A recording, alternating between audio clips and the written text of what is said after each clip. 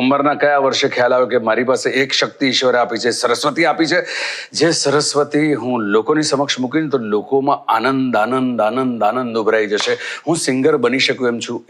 એ કલ્પના, એ પરિચય, એ તારી જાતની ઓળખ તને ક્યારે થઈ? એકચ્યુઅલી સર, હું આશરે 8 વર્ષનો હોઈશ.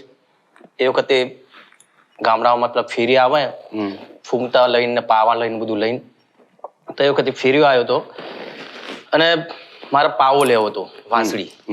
પણ મમ્મી જોડે પૈસા નતા, તો મારા અંકલે એ મને પાવો લઈ આપ્યો.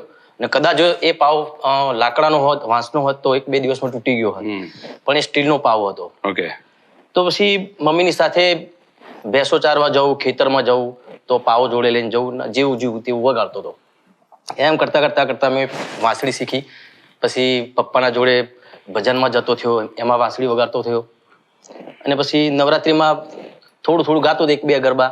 તો ઈચ્છા એ થઈ ગઈ કે ચલો ભાઈ આપણે કેસેટ બને. એ વખત ઓડિયો કેસેટનો જમાનો, તો અમે ઓડિયો કેસેટ પણ બનાવી, પણ એ અમારા ઘર પૂરતી જ રહી. ઓકે.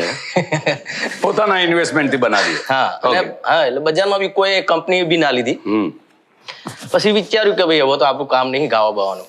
પછી ગાવાનું ઓછું કરી દીધું. પણ પછી હિંમત કરી, ભાઈઓએ કીધું કે ના, તું આપણે ફરીથી એકવાર બીજી કેસેટ બનાવી. પછી એ વખતે સીડીનો જમાનો હતો, ઓડિયો સીડી, વિડીયો સીડી. એ વખત પહેલી કેસેટ ગરબાની રમઝટ મેં બનાવી, લાઈવ સ્ટાઇલ. જે હું લાઈવ સ્ટાઇલમાં પ્રોગ્રામ કરતો હતો આપણે એ ટાઈપની, ને બહુ જ ચાલી એમ.